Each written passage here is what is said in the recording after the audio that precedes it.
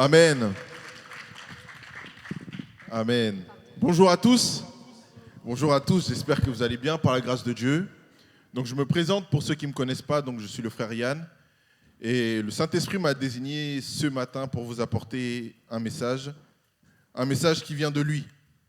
Alors avant toute chose, je sais que vous venez de vous asseoir, mais je vais quand même vous demander de vous lever. On va prier simplement pour recommander nos cœurs à Dieu.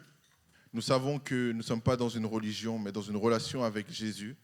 Alors que nous le cherchons, que chacun puisse obtenir réponse à ses questions, que chacun puisse obtenir une parole de la part de Dieu concernant sa situation. On va fermer les yeux, on va prier. Seigneur Jésus, Dieu Tout-Puissant, je te loue, je te bénis Père et je te rends grâce pour ce temps. Alors que là où deux ou trois sont unis en ton nom, je dis ta parole, tu es au milieu, merci pour ta présence. Seigneur, en ces temps, Seigneur, transforme nos cœurs de pierre en cœurs de chair, que nos cœurs soient complètement disposés à entendre ta parole, que ta parole soit ancrée dans nos cœurs et qu'elle donne du fruit, qu'elle grandisse et qu'elle donne du fruit pour la gloire de ton nom, Jésus. Que toute la gloire, que tout l'honneur te soit rendu au nom de Jésus. Amen. On peut s'installer. Sans plus tarder, je vais vous raconter l'une des plus belles histoires pour moi. Alors la dernière fois que j'ai apporté un message, c'est aussi ce que j'ai dit. J'ai dit que j'allais raconter l'une des plus belles histoires. Là, c'est encore une des plus belles histoires que je connais. Et cette histoire-là, c'est celle de Moïse. Alors Moïse, c'est un prophète envoyé par Dieu pour délivrer son peuple qui était esclave en Égypte. On rappelle que l'Égypte, à cette période, c'était comme les États-Unis. Donc c'était comme la première puissance mondiale. Durant cette mission, Moïse va faire face à Pharaon. Il va faire face à Pharaon. Alors, comme Dieu est avec lui, Dieu accompagne ce Moïse. Dieu va faire également tomber 10 fléaux sur l'Égypte. Pourquoi ? Pour convaincre Pharaon de libérer son peuple. Et c'est dans ce contexte qu'on va commencer à entrer dans la parole de Dieu tout doucement. D'abord dans Exode 7, à partir du verset 10. Exode 7, verset 10. Super, merci Yannick. Je lis au nom de Jésus. Moïse et Aaron allèrent auprès de Pharaon et ils firent ce que l'Éternel avait ordonné. Aaron jeta sa verge devant Pharaon et devant ses serviteurs et elle devint un serpent. Voilà, comme vous l'avez compris, Dieu a donné une verge, un bâton, à Moïse pour faire une démonstration de force devant Pharaon si Pharaon refusait de les écouter, même si son cœur était déjà fermé. On continue. Mais Pharaon appela des sages et des enchanteurs et les magiciens d'Égypte, eux aussi en firent autant par leurs enchantements. Je répète, mais le Pharaon appela des sages et des enchanteurs et les magiciens d'Égypte, eux aussi, en firent autant par leurs enchantements. Étonnant. Donc Dieu fait un miracle et tellement le cœur de Pharaon est fermé, il va appeler les magiciens qui vont faire la même chose que ce miracle. Le deuxième verset se trouve dans Exode 7, à partir du verset 20. Cette fois-ci. Donc je lis au nom de Jésus. Moïse et Aaron firent ce que l'Éternel avait ordonné. Aaron leva la verge et il frappa les eaux qui étaient dans le fleuve sous les yeux de Pharaon et sous les yeux de ses serviteurs. Et toutes les eaux du fleuve furent changées en sang. Les poissons qui étaient dans le fleuve périrent. Le fleuve se corrompit. Les Égyptiens ne pouvaient plus boire l'eau du fleuve et il y eut du sang dans tout le pays d'Égypte. Verset 22, mais les magiciens en firent autant par leurs enchantements. Le cœur de Pharaon s'endurcit et il n'écouta point Moïse et Aaron selon ce que l'Éternel avait dit. Donc là, encore une fois, démonstration de puissance, l'eau se change en sang. Mais les magiciens de Pharaon en firent autant. Étonnant. Et lorsque je lisais la parole, je me disais, waouh, mais attends. Dieu fait une démonstration et les magiciens en font autant. Étonnant. Donc je continue. Je vais dans le chapitre 8 à partir du verset 2. Verset 8 à partir du verset 2. Qui dit, Aaron étendit sa main sur les eaux de l'Égypte, et les grenouilles montèrent et couvrirent le pays d'Égypte. Mais les magiciens en firent autant par leurs enchantements. Ils firent monter les grenouilles sur le pays d'Égypte. Oh!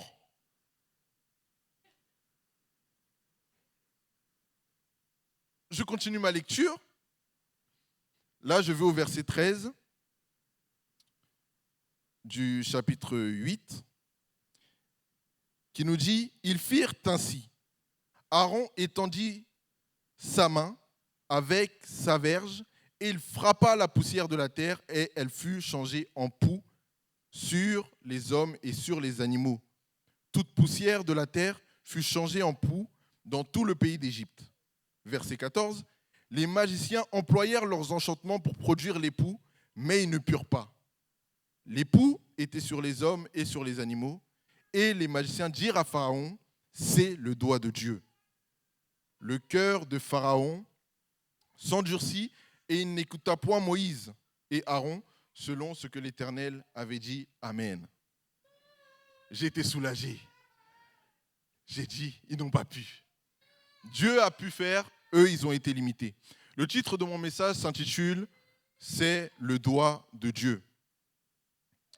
La parole dit, tu crois qu'il n'y a qu'un seul Dieu, tu fais bien. Les démons le croient aussi et ils tremblent. Les sorciers ont su non seulement reconnaître le doigt de Dieu, mais ils ont su également admettre leur infériorité. Et puis moi, je me suis posé la question, dis donc, si les sorciers eux-mêmes ont pu reconnaître et admettre leur infériorité, c'est que vraiment notre Dieu est puissant. Notre Dieu est fort. Notre Dieu est au-delà de ce que nous pouvons penser. Les enfants d'Israël, eux, lorsqu'on continue à lire, ils ont fini par être délivrés. Donc ils sont sortis d'Égypte de manière spectaculaire. Donc la mer s'est ouverte en deux, etc., etc. Je vous invite à lire vraiment le livre d'Exode. C'est un livre magnifique. Magnifique parce que les enfants d'Israël étaient esclaves, puis ils sont libérés. On voit ensuite qu'il y a des problématiques. Et je me suis dit, mais les sorciers, eux, ont su reconnaître le doigt de Dieu, mais les enfants d'Israël, par moments, oubliaient ou alors ne savaient plus reconnaître son doigt. Parce qu'après leur délivrance, il va se passer quelque chose. Pendant qu'ils sont dans le désert et que Moïse va se mettre à part, va chercher la volonté de Dieu, où en fait Dieu va lui parler, va lui donner des directives pour son peuple, eh bien, les enfants d'Israël vont se détourner en créant eux-mêmes leur faux Dieu. Ce faux Dieu qu'on appelle le veau d'or. Ils se sont concertés, ils ont pris leurs bijoux sous l'accord d'Aaron, ils les ont fait fondre et ils ont créé un faux Dieu, se prosternant devant lui et lui donnant toute la gloire. Cette force qui leur a fait sortir d'Égypte, c'est au veau d'or qu'ils l'ont attribuée. Waouh! Quelle a été la réaction de Dieu? Alors que Dieu, en Exode 7, 4, Yannick, si je peux me le projeter, je ne vais pas le lire, vous allez le lire vous-même. Dieu appelait son peuple mes armées, mon peuple. Je vais quand même vous lire le chapitre 32 au verset 7. Chapitre 32, verset 7. Je l'ai là. Je vais quand même vous le lire. Au verset 7 qui nous dit, « L'Éternel dit à Moïse, va, descends, car ton peuple que tu as fait sortir du pays d'Égypte s'est corrompu. » Et ton peuple que tu as fait sortir du pays d'Égypte s'est corrompu. Dieu va changer d'adjectif possessif. Alors qu'il parlait de mon peuple, il va parler à Moïse et il va dire, non, c'est ton peuple. Pourquoi est-ce qu'il a fait cela? Dans 1 Thessaloniciens 4, 3, on nous dit « Parce que Dieu attend de son peuple, ce que Dieu attend de vous, c'est votre sanctification. » Ce que Dieu attend de nous, c'est notre sanctification. Encore une fois, mais les enfants d'Israël n'avaient pas compris cela. Alors aussitôt qu'ils ont été libérés, ils se sont tout de suite créés un faux Dieu. Ils se sont concertés, donc je me dis, dans leur concertation, il n'y en a pas un pour dire bon, arrêtez quand même. Arrêtez. Attendez Moïse qu'il revienne. Ils n'ont pas entendu. Ils n'ont pas voulu écouter. Vous savez, j'ai réécouté la prédication de la semaine dernière, celle du pasteur Dany, et je me suis dit à quel moment le serpent m'a parlé. À quel moment, moi, le serpent m'a parlé. Et en fait, un jour, c'était peut-être il y a 3-4 ans, le serpent m'a parlé, pasteur Dany. Et qu'est-ce qu'il m'a dit? Il m'a dit que si je le servais, il allait me donner les richesses du monde. Si je le servais et si je lui disais oui, il allait m'élever. Et je lui ai répondu un seul nom. Je lui ai répondu le nom de Jésus. C'était une période où je cherchais le vrai Dieu. Mais devant le diable, je n'ai pas eu d'autre mot que Jésus. Parce que personne ne peut tenir devant le nom de Jésus. J'ai refusé au nom de Jésus et je me suis posé la question, pourquoi est-ce qu'il m'a demandé de le servir? Pourquoi le service? Pourquoi ne m'a pas-t-il demandé autre chose? Et je me suis aperçu d'une chose. Dans Matthieu 4, on l'a cité aussi la semaine dernière, il est aussi question de servir Satan. Et j'ai compris en fait ce que le diable voulait, c'est ta consécration. Ce que le diable voulait de moi, c'est ma consécration. Parce que sans cette consécration, tu es vulnérable. Sans cette consécration, tu es vulnérable. Selon ma Bible, la consécration est un acte par lequel une personne ou un objet est mis à part pour le service de Dieu. Je répète, la consécration est un acte par lequel une personne ou un objet est mis à part pour le service de Dieu. Et l'un de ces synonymes, c'est la sanctification. Alors que j'ai refusé, je me suis quand même posé la question, est-ce que je suis vraiment consacré à l'œuvre de Dieu? Est-ce que je le fais sérieusement? Est-ce que lorsque je fais l'œuvre de Dieu, je me mets à part? Suis-je consacré? Suis-je mis à part? Est-ce que je me mets moi-même à part pour le Seigneur? Est-ce que je fais cette introspection? Est-ce que je vais voir le Seigneur régulièrement pour cette sanctification? Je pourrais poser la question au protocole. Je pourrais poser la question à la louange ou aux médias ou à l'accueil et bien d'autres. Et en tant que responsable, j'ai peur lorsque quelqu'un me dit « je me retire ». Ça me fait peur lorsque quelqu'un me dit « je me retire » pour me reconnecter à Dieu, pour renouer avec Dieu. Parce qu'en eux, je vois la crainte de Dieu. Et je me dis, est-ce que moi, quelque part, je n'ai pas perdu cette crainte? Lorsque quelqu'un se dit qu'il se retire, je me retire avec lui, immédiatement, pour voir l'état de mon cœur, l'état de ma sanctification, ma prétendue sanctification. Et lorsque quelqu'un me dit, je ne veux pas faire l'œuvre de Dieu avec négligence, je suis stupéfait. Stupéfait parce que cette crainte de Dieu, sans qu'ils s'en rendent compte, sans qu'ils s'en aperçoivent, elle contamine. Et moi en particulier, elle me contamine. Et j'aimerais vous dire merci. Les personnes qui sont visées se reconnaîtront. J'aimerais vous dire merci. Avons-nous la crainte de Dieu? Sommes-nous consacrés à Dieu? Sommes-nous sanctifiés ou aspirons-nous à l'être? Alors que nous prions pour le réveil, je crois que le réveil aura lieu lorsque la crainte de Dieu habitera nos cœurs.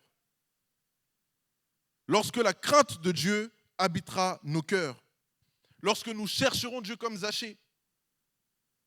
Zachée, alors qu'il était petit de taille, il est monté sur le sycomore pour chercher Dieu. Il n'y a pas d'excuse. Parce que Dieu dispose d'une solution. Dieu tend sa main. Est-ce que tu te saisis de cette main? Le réveil viendra lorsque les vendredis nous viendrons pour l'enseignement.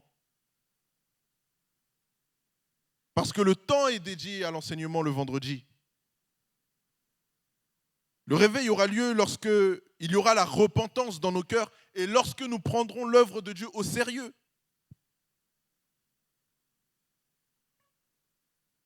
Lorsque nous prendrons l'œuvre de Dieu au sérieux.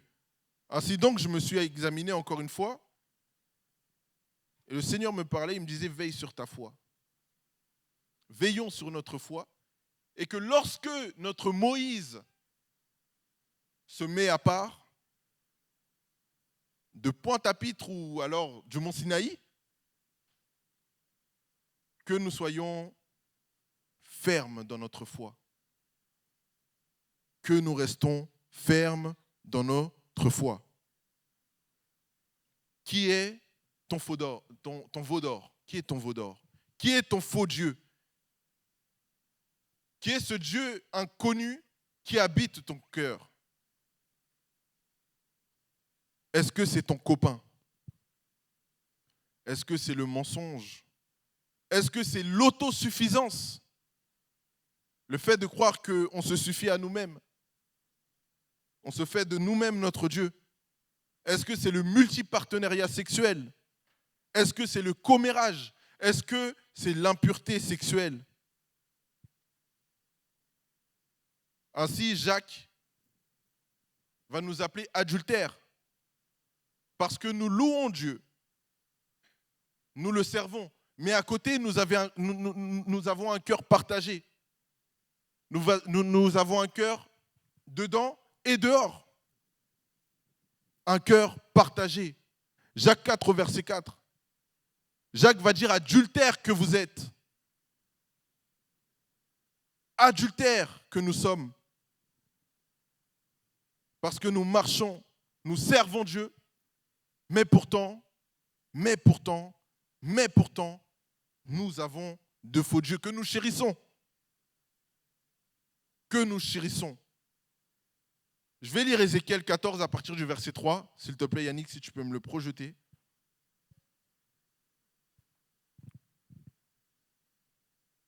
« 14 à partir du verset 3. Merci. Fils de l'homme, ces gens-là portent leurs idoles dans leur cœur et ils attachent les regards sur ce qui les a fait tomber dans l'iniquité. Me laisserai-je consulter par eux? C'est pourquoi parle-leur et dis-leur. Ainsi parle le Seigneur l'Éternel. Tout homme de la maison d'Israël qui porte ses idoles dans son cœur et qui attache les regards sur ce qui les fait tomber dans l'iniquité, s'il vient s'adresser au prophète, moi l'Éternel, je lui répondrai, malgré la multitude de ses idoles, afin de saisir dans leur propre cœur ceux de la maison d'Israël qui se sont éloignés de moi avec toutes leurs idoles. C'est pourquoi, dis à la maison d'Israël, ainsi parle le Seigneur l'Éternel, revenez et détournez-vous de vos idoles, détournez les regards de toutes vos abominations. Amen. Et lorsque je lisais ça, je me disais, mais en réalité, le Seigneur nous aime. Et il fait ça pour notre bien. Parce qu'il dit quelque chose d'autre, il dit, afin de saisir dans leur propre cœur.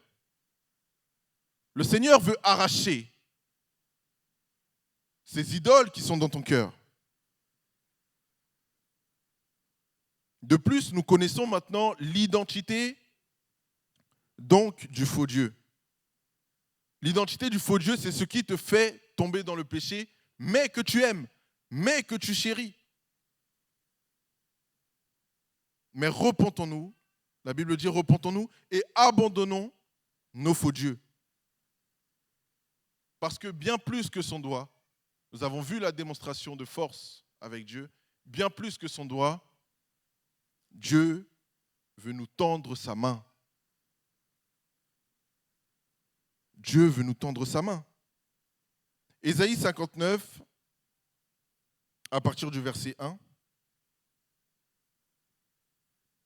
Ésaïe 59, à partir du verset 1, nous dit ceci. Non, la main de l'Éternel n'est pas trop courte pour sauver, ni son oreille trop dure pour entendre. Mais ce sont vos crimes qui mettent une séparation entre vous et Dieu. Ce sont vos péchés qui vous cachent sa face et l'empêchent de vous écouter. En réalité, Dieu veut te sauver. Dieu veut t'écouter. Dieu veut te faire du bien. Mais il y a une chose qui fait barrage. Cette chose-là, c'est le péché. Cette chose-là, c'est le faux Dieu que tu adores en secret. Dieu nous aime. Dieu veut nous sauver. Je me rappelle, c'était un vendredi, il me semble. Je venais pour l'enseignement et en moi, j'étais pas bien parce que je cultivais en quelque sorte un faux Dieu. Je cultivais en quelque sorte un faux Dieu. Le double langage. Et j'étais pas bien. Et Dieu seul connaissait l'état de mon cœur à ce moment-là. Et c'est Maman Maria, que Dieu te bénisse. Elle est venue me voir et elle m'a dit, mais tu sais, Dieu m'a dit qu'il t'aime beaucoup. Vous savez, une chose qui guérit la culpabilité du péché, c'est un je t'aime de Dieu.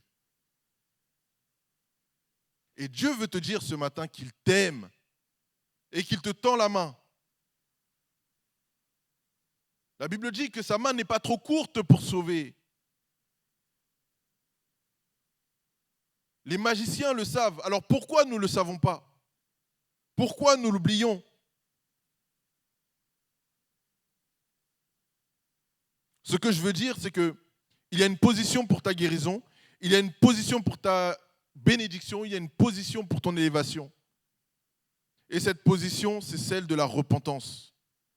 C'est celle de la sanctification. Mais j'aimerais dire, il n'y a rien de plus difficile, je crois, que la sanctification. De mon point de vue. Je crois qu'il n'y a rien de plus difficile. Certains me diront, si, mais regarde, je ne couche pas avant le mariage, etc. Oui, tu es vierge, mais tu es menteuse. Tu es vierge, mais tu es orgueilleuse. D'autres me diront, bah regarde, moi je ne couche pas avant le mariage. Oui, mais tu es menteur. Tu es puceau, mais tu es menteur. Ah oui. L'un de mes témoignages, c'est que ma femme s'est mariée avec moi donc le 25 août. Elle s'est... pourquoi vous rigolez? Elle s'est mariée avec... Enfin, on s'est mariée, du coup. Erreur de langage. Ah, d'accord. On s'est marié le 25 août 2023 et elle s'est mariée vierge. Mais vous savez, pendant nos fiançailles, je lui disais, si l'état de ton cœur ne change pas, je pars. La virginité ne fait pas tout. C'est important, gardez votre virginité jusqu'au mariage. Mais cultivez les fruits de l'esprit. Cultivez la vérité. Cultivez la paix. Cultivez que de bonnes choses. Que de bonnes choses. Pour la gloire de Jésus. Il est temps pour nous de changer de position. Parce que cette année, tu dois saisir, tu dois expérimenter. Tu dois sentir la main de Dieu. Tu dois sentir la main de la délivrance. Tu dois sentir la main qui te protège. Tu dois sentir cette main qui prend soin de toi. Cette main triomphante. C'est par la main de Dieu que nous vivrons des miracles, que nous vivrons des choses extraordinaires dans cette assemblée. Et j'y crois.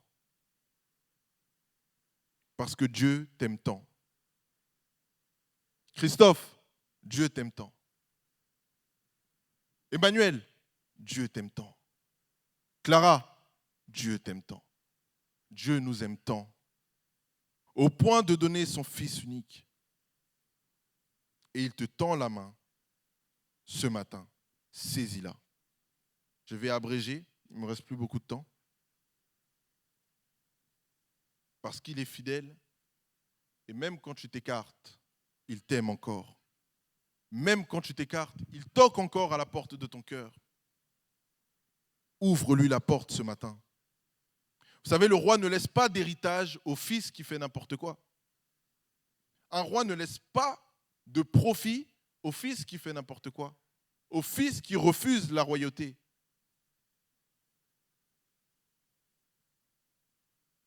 Mais à cause de sa repentance, le fils prodigue peut reprendre sa place. Le fils prodigue peut reprendre sa place. Dieu t'attend et sa grâce est encore disponible ce matin. Que la main de Dieu soit notre partage dans le nom de Jésus. Amen. On va se lever. On va se lever pour prier. Cette prière s'adresse à 3 types de personnes. Elle s'adresse à ceux qui ont accepté Jésus, mais qui ont laissé entrer par erreur de faux dieux. Elle s'adresse aussi à ceux qui sont fidèles à Dieu, mais qui veulent persévérer. Elle s'adresse encore à ceux qui n'ont pas accepté Jésus. On va d'abord prendre ce chant, « Que ma vie soit une fleur ». Ensuite, on va simplement prier et recommander nos cœurs à Dieu. Amen. Comment te dire ce que je ressens? Tes bienfaits sont trop grands. Du fond de mon âme coulent des larmes qui traduisent mes silences. Comment te dire ce que je ressens? Tes bienfaits sont trop grands.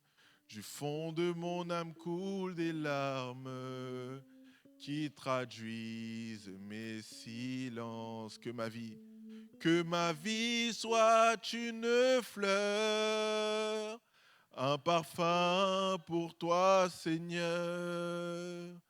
Que ma vie soit une fleur, un parfum de bonne odeur. Devant toi, je me repens. Fais de moi ce que tu voudras. Devant toi, je me repens. Fais de moi ce que tu voudras. Que ma vie soit une fleur, un parfum pour toi, Seigneur.